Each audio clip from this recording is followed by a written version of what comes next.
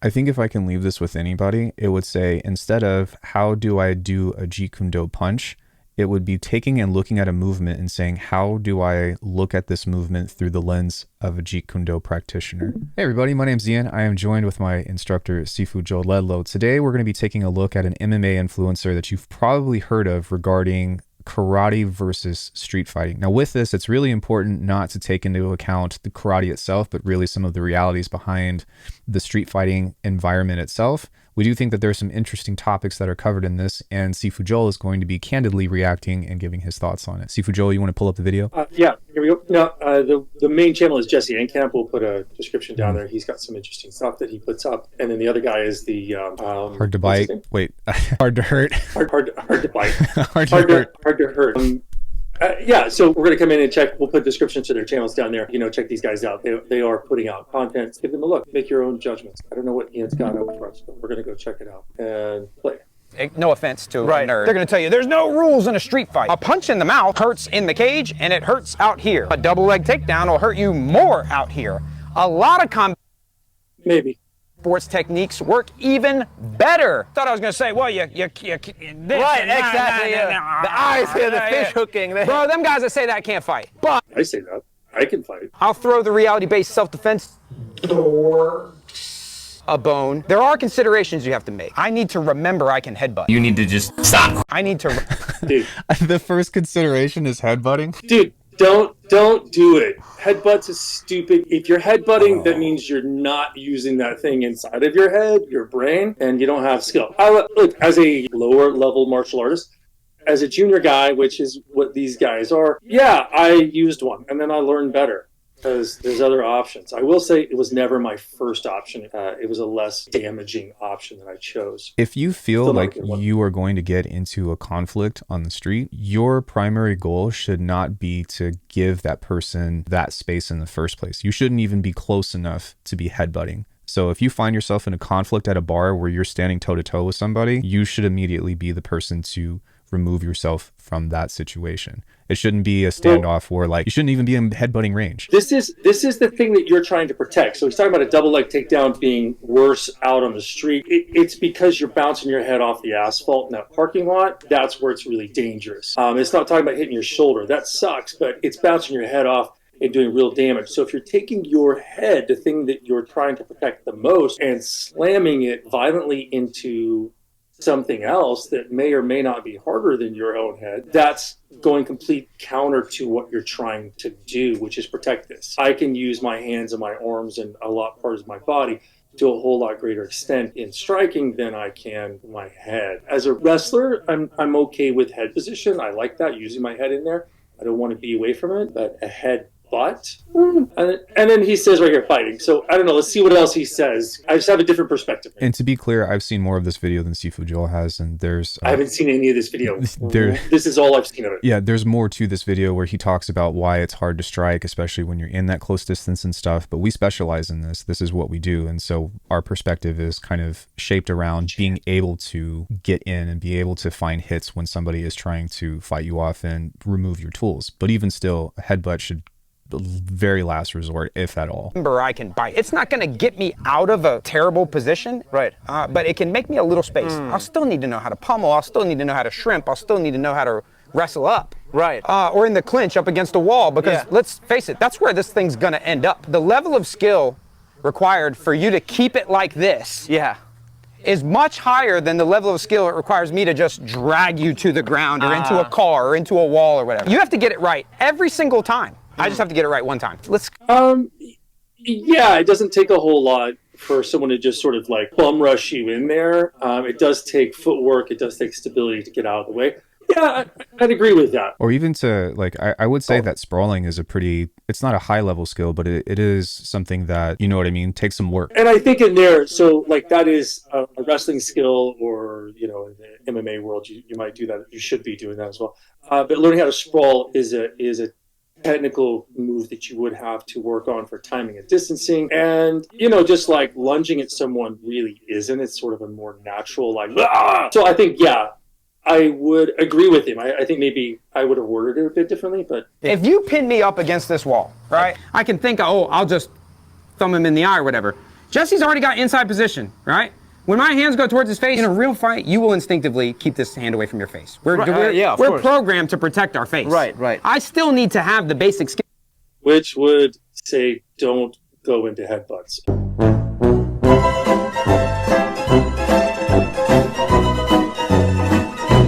Pummeling in, getting a good position. Groin strikes, eye gouge, biting. That's only gonna help me if we're like pretty close in skill or size or strength or ability or aggression. So no, that's not true. It's literally the opposite of that. So doing an eye gouge or a bite or something like that is to level that playing field. Because if you're just trading punches, that's all things are equal. Like, he's smaller than Jesse. He should be wanting to use those because he's got diminished size and strength. And, I'm not saying skill, but you want to treat the other person as if they do have better skill than you. Yes. And that's the whole point of doing something like an eye gouge, to do that high threat, high yield target.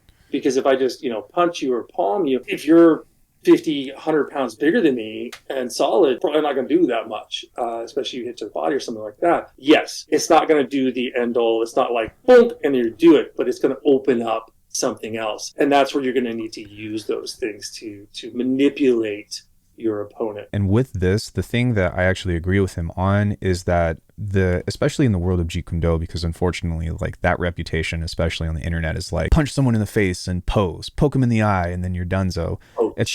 He's right in the sense that it's not going to be the end, but the thing is that when you are trying to barrage somebody with this, it's not like you attempt this one time and then you give up and say, well, it's not going to work. When you are trying to claw someone's face out, you are aggressively trying to get someone's attention from being them attacking you to them defending themselves.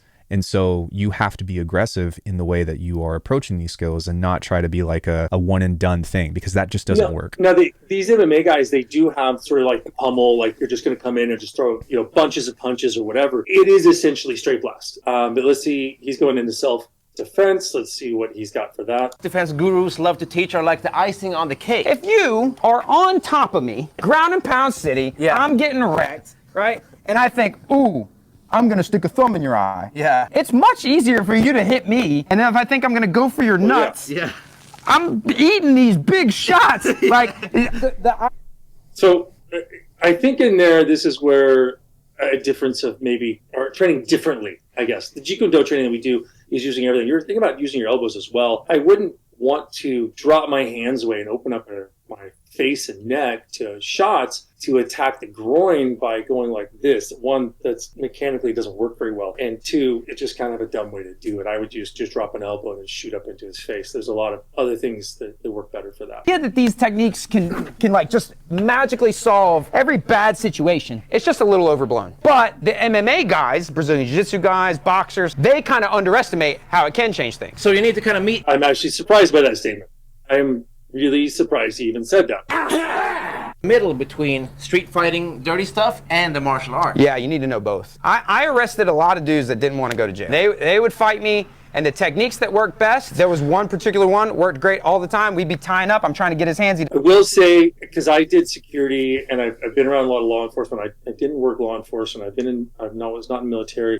Military is a different thing, but law enforcement, they're not usually in a self-defense situation. They can be, but it's a different set of circumstances, and a lot of times they're restraining somebody. And yes, it's alive and it's dangerous, and you have to worry about your sidearm, and you have to worry about them having a weapon. You don't know what they're doing, but usually what they're coming into is more restrained. You're applying skill to a person. I did that for years in security. It wasn't me fighting. It wasn't self-defense. Sometimes it's a bit scary, but it's applying skill, and it's meant to be restraining, which is the opposite of self-defense. And something that I think is really important about what he says here is, if you think that this is going to work, it's very unlikely, but he backs it up with you needing both the mindset of, I guess, the dirty fighting tactics as well as the martial skill. I do think that you can kind of cultivate that at the same time, but the thing with this that I think is important is that a lot of people tend to go one way or the other. And this is even for Jeet Kune Do about where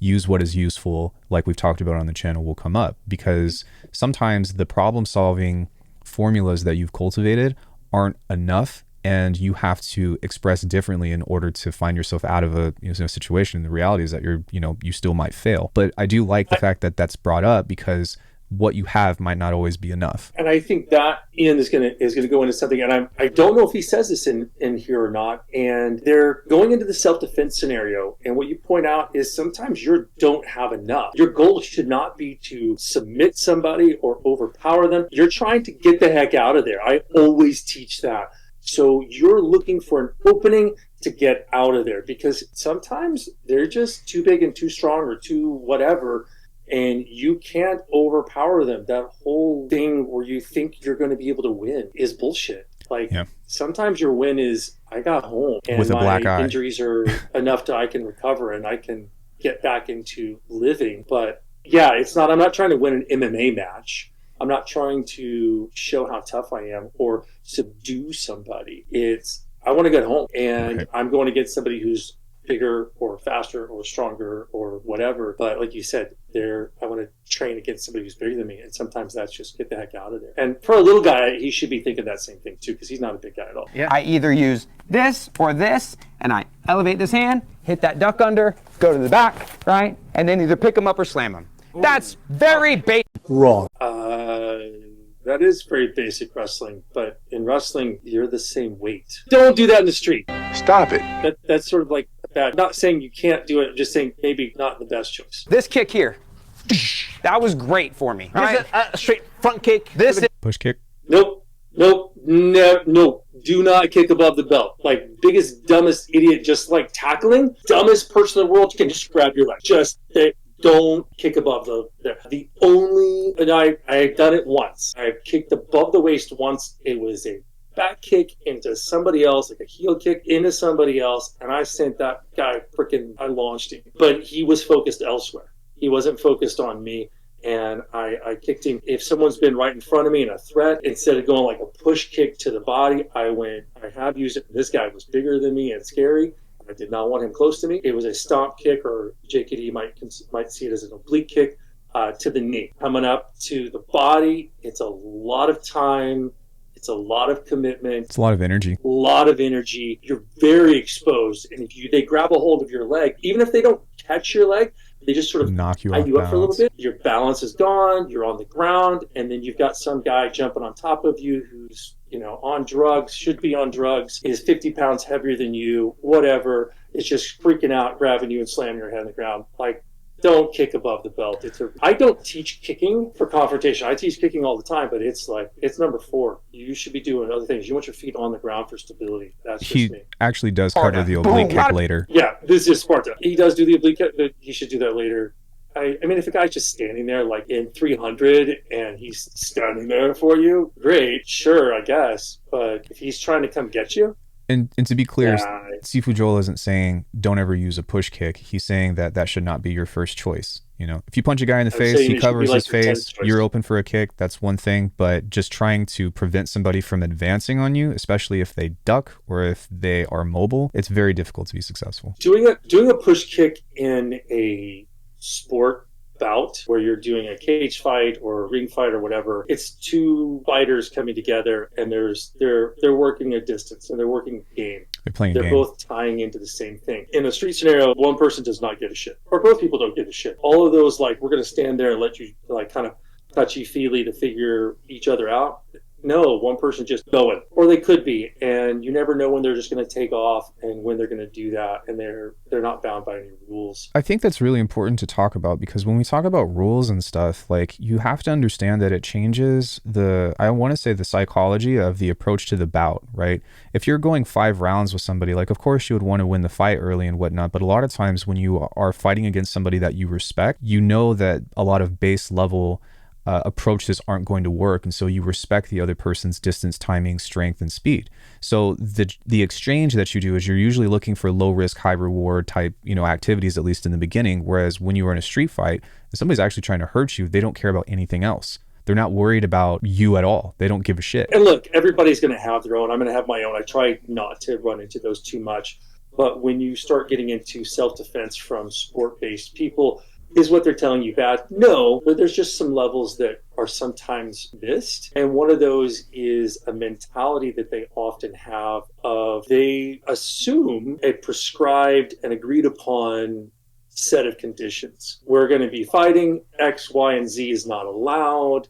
And they'll talk about it, but then they're going to train and train and train to be in this prescribed zone, which is dangerous because you just don't, you don't practice protecting the groin because no one ever thinks to do that. You don't, he's talking about biting and gouging the eyes. You don't think to stop against a bite because you don't have to worry against about the rules. No one ever does it. Right? Yeah, and that's not to take away from, the striking ability or the tactics that you use in offense or whatever, but you have to realize that when you move outside of a cage fight, there's more that doesn't go into consideration, I think is what Sifu Joe is trying to say. And look, if you're medium level MMA fighter, you've got some skills, and those are absolutely going to be applicable. And all the little details we're talking about, if you're going against somebody who has zero skills and is approximately the same size as you and strength as you, you're going to probably wreck them, right?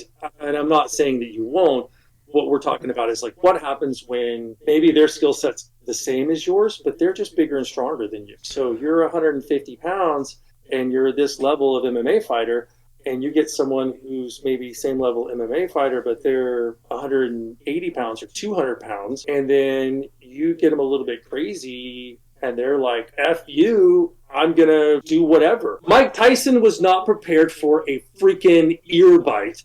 Or sorry, Holyfield was not prepared. Mike Tyson, wrong backwards. So Mike Tyson just freaking went aggro in that fight with Holyfield and bit his ear. Holyfield's a fucking badass. Zero preparedness to be bit. And for us, it's like, you start thinking about somebody that you feel like you can take, but what happens when you find yourself in a bad neighborhood walking down the street and now you've got 3 guys on you that all want to do horrible things to you? Yeah, I was just going to say, what happens when you are able to wreck that one guy, but he's got 2 friends and they're pissed and one of them's got a stick? Or something else. Or something way worse. Let's see what else is going on here. Talk about this stuff here. Right, oblique kick. It's a thing. Right. It ain't going to end the fight like that. No, it does not end the fight. But I'm going to tell you, like I said before, I use this. It did sort of end the fight because I had a really big, strong dude throwing a punch at me. And I caught him with that on the way in because I did not want him close to me because I don't want to go to the ground. That's his advantage, not mine. He and went back. As he started coming again, I threw another one. Did not hit him because he was like, screw that shit. I found out from one of my guys who was on my team who saw the same guy later, and he was like, yeah, no, I'm not going to that place. It works, and it can stop a fight because it's not something they can overcome. And the pain and the threat of pain and the quick, I can't surmount that defensive barrier is there. So, he's kind of saying it's not going to do it. I think that's a little bit more of you thinking you're in a cage. I am curious though, how high of a skill level would you, put that of being able to pull that off against somebody that size? Because you had a lot of cultivation before that happened, right? It's when I usually teach, you have your low level movements, your low level technical skills. It doesn't require a lot of skill to do it. It just takes quite a bit of practice. And that's for anything. I mean, if you have somebody charging towards you and you have no experience, it's going to freak you out. The first time I did sparring, I had a wrestling background, but the first time I actually got gloves punched in my face, both hands went like this. My eyes got really big because I had no idea what to do. I could wrestle no problem, but getting pitter-pattered in the face, and it wasn't even tough or hard. It was big 16-ounce gloves and mouth guard, all that stuff, but I just didn't. And I think that it's important too to consider that this is just one answer, right? That worked in this sporadic situation, right? There's so many different ways to solve a problem of somebody trying to take you down, regardless of what your background is. So, and that's not the only thing we cultivate, right? We have so many things that we do that whatever situation you find yourself in, it's about training for that moment. It's just, this is what happened in this particular scenario. And I'll add in one little thing. It's a very big JKD, take what is useful. Okay, look, you should train in all the different things, and you should find out what works best for you. Take in the insight from these guys, take in the insight from the two of us, and then work your own stuff. Because if I tell you hey man, that oblique kick is really awesome, that stomp kick is really amazing, I've done it, works great. And you're yeah, but that's not my jam. Work it enough to realize that it's not something you want to do, then cultivate movements that are going to work for you. So when I wrestled, I had things that were my thing, and other wrestlers were known. Like, this person's known for a single leg, this person's known for a headlock, this person's known for a fireman's carry, this person's known for, a cradle, this person. Everybody was kind of known because that was what they were good at. They could make it work. Same thing you see in judo. This judoka is really known for this kind of throw or that kind of throw. They're really good at making that work. You got to find out what you're really good at. To play devil's advocate, that might not be in your favor. Like, also don't be like, oh, this worked for me one time because I closed my eyes and threw out a Hail Mary and, it took a guy out, and now it's useful, and now I'm going to teach it in a dojo. Because like, you have to realize that even in a bout, even in a match, there are so many variables of why stuff happens, especially when you're against, an evenly matched person, right? That you zigged when you should have zagged. We say that all the time. Yeah, so absolutely. You shouldn't be looking to apply, I guess. But did he say something about this before? It does in another video. You're going to have different people. They're going to be different heights and stuff like that, and it's going to be working different things in there. Whether it was this one or a different one, that's absolutely true and it applies. So, what I do to Jesse might work, but then I do it to Mike and it doesn't work, and then I do it to Ian and it doesn't work. Right. But it doesn't work to Mike, and he has one reaction that, I don't know, he punches me in the face, right? And then I do it to you, Ian, and you take me down. And maybe I'm better with the punches, or maybe I'm better with the takedowns. You never know what the follow-up and what the reaction is how something's going to work. Or, I kick all three of you, and it works. I do a kick to Jesse, and he falls down. He's dead. I kick Mike, just using the three of you that we see in here. Yeah. And then he just goes, oh, screw you, and he punches me in the face, right? And then I kick to you, Ian, and you go, oh, shit. And then you move back, but then maybe that's a debilitating attack, and now you're diminished, and it changes the dynamic of the fight. The first thing that you told me, massive variables. Yeah, the first thing that you told me whenever I joined class and everybody else was like, hey, this is really cool. I love what we're doing, but you have to realize and be okay that no matter how good you are, how good you think you are, this shit can fail. Oh, 100%. Yeah. If you don't train that anything that you do, any hit your technique or whatever you want to call them, anything that you do can't fail, then you're missing out. You're delusional. We're only like 4 minutes in this video. That's okay. We can just watch a couple more minutes or so. Yeah, we'll just watch a little bit. We've done quite a bit on here. We may put this into a shorter and a longer video as well. To know how to throw down. You still need to know how to punch, kick, knee, elbow. Right. It's just if we're fighting, hand fighting, and I remember, oh yeah, whack. No. And I remember that and you don't. That's going to give me the edge, but I still need to have basic fundamental fighting skills. And then just look out for weapons. Monitor the hands. Here's one, the knife. You think about sticking that thing into me. Right. And the first thing they're going to say is just create distance. And run, right? That's the problem. In a kickboxing match, MMA fight, Brazilian Jiu-Jitsu match, karate, sport karate, point karate, whatever, they tell you go, they tell me go, we both know it's starting. Yeah. You don't know when the street fight is starting. Oh. The bad guy gets to pick. I don't know I'm in a fight until you... That's really on point. I like that a lot. Already touching me. Right. So I'm not going to go over here like this. Oh, is this a robbery? Okay, now I'm ready. Yeah. No. Your hand will be on me and you'll be going after that thing. Yeah. My ability to control this hand is the same if that's not in it. I still need to know how to work this hand and Even control if this you hand know that, and you're hold still on to gonna it get and cut, fight. dude. What's that? I said, even if you know this, like, even if you have the ability to control someone's hand, you're still gonna get fucked up. Everybody I have worked with doing weapons, they're like, look, it's bad. As he's talking about for the takedown, and your skill level needs to be like here to be successful with a takedown, but your skill level to counter a takedown needs to be this one. For a weapon attack, like a knife attack, it's 10 times more so. Your ability to attack someone and hurt someone, you need about this much skill level. To defend against that in any situation needs to be astronomical. I'm really, really good. I wouldn't put money on me to win if just sort of average Joe got pissed off with a knife and tried to kill me. I mean, I do So think running that, away would be my go-to. yeah, I mean, I do think that this stuff is really great training, and I love to do it because it's fun, and I'd rather know this Mhm. stuff than not know it. But realizing that even if you have wrist control and somebody just changes and turns their wrist, your wrist is already sliced. I think a big one for me is I have been so conditioned to put my opponent in, there's two parts of this. For me personally, I've been so conditioned to put my opponent in a +1 across the board. They're always faster, stronger, more skilled, Better. whatever. I give them every possible advantage, and then work against that. So it really gives me a different perspective on approaching any given scenario.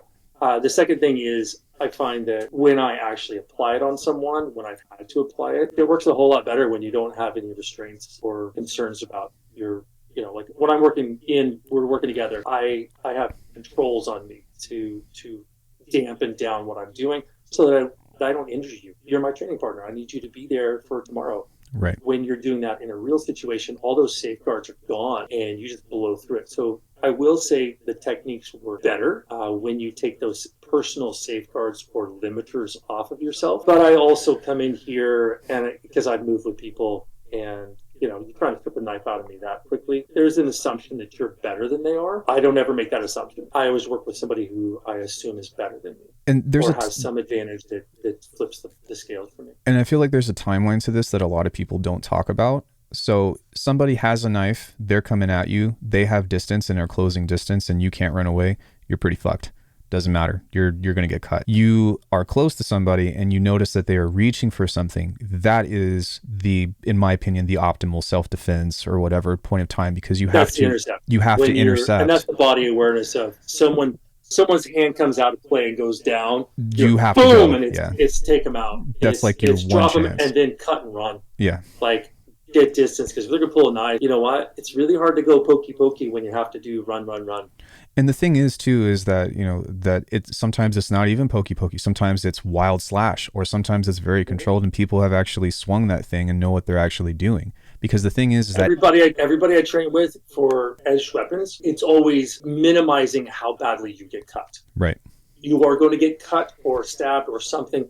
That edge is coming across you, but all of the training is to minimize. Like usually you're getting cut over here. That's where a lot of that is. I don't want to pull it to my belly. I definitely don't want to pull it to my neck. I do like the hand control. It is really good. I do a whole thing with grounded guts. It's probably my favorite self-defense. And as you said, sometimes I like to just train it because it's fun and it helps me explore movements, and I get to think about movies and history, and we do cool stuff together. And yes, it would give me a better advantage in a real situation. But to put things into perspective though, like catching a hand when somebody's punching is already almost impossible. Yeah. But when somebody is not punching at full force and full commitment and they have rapid movements going this way, the chances of you catching that is near impossible. And Jesse comes from, I think, a karate background, and a lot of those moves are based off of high commitment because that's all they got. Yeah. Weapon, a sword, a stick. Karate is, the empty-handed stuff of,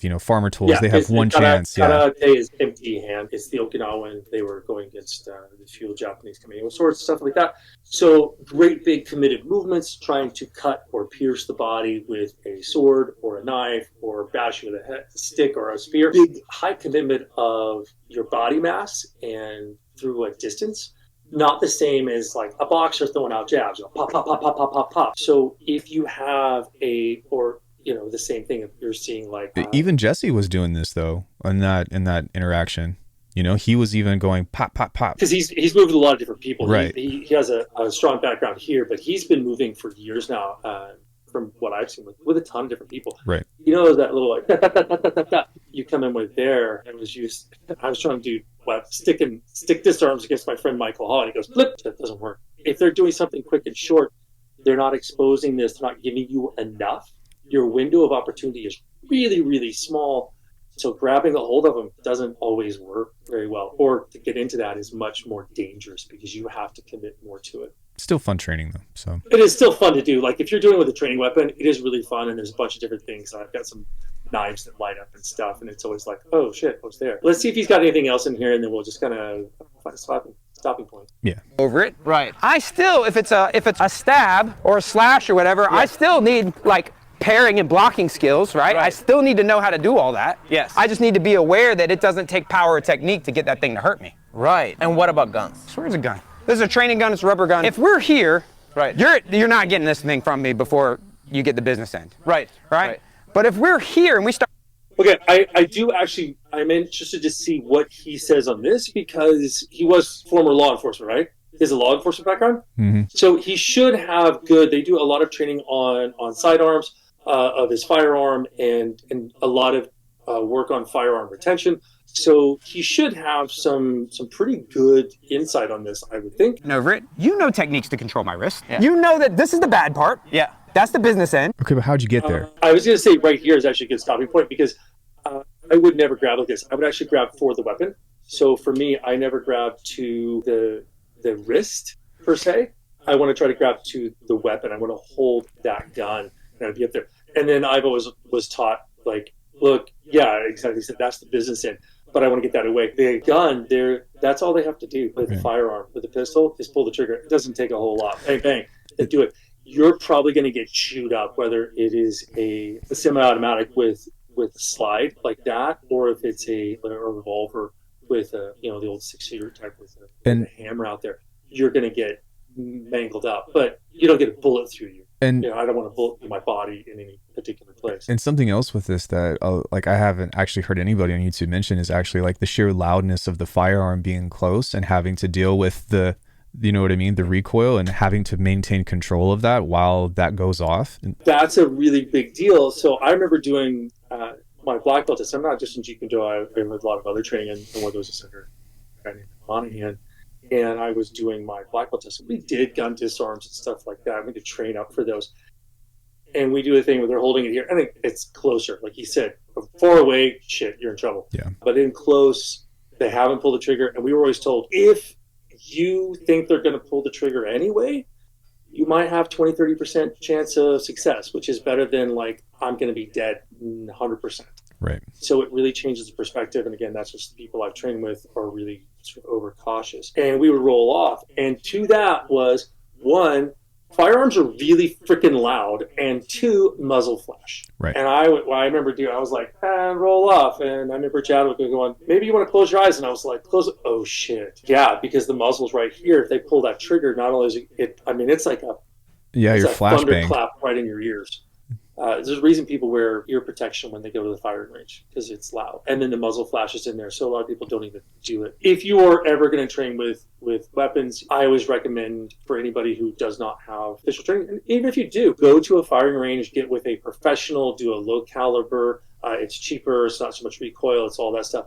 And you kind of figure out, like, this is what a real gun sounds like and feels like going off, so that when you do go with your training tool like that, you have a little bit better mindset. But do it with a professional. Don't just do it with your idiot friend. Off YouTube. Yeah, don't do it from YouTube training. Go to a professional. That's the part you don't want pointed at you. Right. Your ability to keep from getting shot is your ability to control my arm. Yeah. How do you control my arm?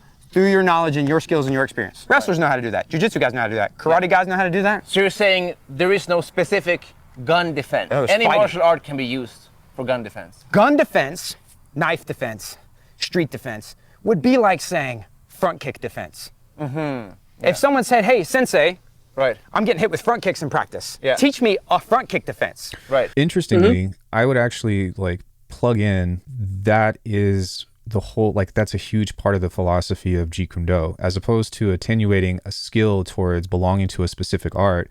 A punch is a punch, a kick is a kick. And that, as opposed to, do it this way, do it that way. What we're doing right now is reviewing this and looking at this problem-solving formula and saying, okay, well, what is the most efficient way to do this? What is the most, simple, and we you can't really even say effective because of what we talked about before, but what is the most simple and efficient way in order to problem solve this? And I like that he says this here, because this is something that I think that a lot of martial arts really don't I feel like they gloss over it a lot. I love that you're going on that in. I think they might put that in a really great way. Like, you're trying to pigeonhole it over here. Don't. Keep it simple. And I think that's one of the things that is, like you said, really foundational for Jeet Kune Do. Bruce was like, simplify. Don't make it hard. I've been teaching stuff in classes, and someone's like, oh, I'm like, look, the first thing is get out of the way. Don't worry about the technique. It's to get out of the way. Oh, then you start adding an efficiency. So sometimes that simplification is really mandatory, and sometimes just changing your phraseology will help. But I think that's good. Like, it doesn't apply to one thing or one specific thing, and that any of them can. And I think many of them do approach it. Then you start looking at different levels, and it depends on the individual instructor and where you're doing. And there's all those massive amounts of variables. We can only do what we can do. And while Ian and I may be nitpicking through some stuff, keep in mind that we are just giving maybe a different perspective, but we're not really saying that anything is quote unquote wrong in here, but maybe we would have a different perspective on it. Or we maybe have some different insight to something. I think if I can leave this with anybody, it would say, instead of how do I do a Jeet Kune Do punch, it would be taking and looking at a movement and saying, how do I look at this movement through the lens of a Jeet Kune Do practitioner? And I think that sums up so much like confusion. That's really what it is, at least to me. Yeah, and I would totally agree with you that those philosophies are rooted 100% in actual movement. I do have to punch, I do have to kick, but at the end of the day, like he was saying, it's just a defense. Right, punch. Whether it's a stick or a knife or a kick or whatever, you're still defending, and we're still looking at, when we train, how to be efficient with it. And we're going to go ahead and stop there. We'll be here forever. We'll go forever and ever and ever. We will leave the link in the description so that you can go back and look at their stuff. Because again, they do share some really good stuff, and we'll come through that. Maybe we can come to one of their videos later if you'd like us to do that. Please let us know in the comments. Yeah, for all of you out there, if you want us to review some other content and you like our format, we're not really trying to bash anybody. We're just saying, hey, this is our thoughts. If for whatever reason Icy Mike sees this, we'd love to even have a conversation and we could, exchange whatever you think about this, or Jesse too. But with that being said, thanks everybody for watching. Let us know what you think, and feel free to respectfully give us your thoughts, if you know what I mean. Yeah, keyboard warriors. Yeah. Thanks everybody. We will see you very soon.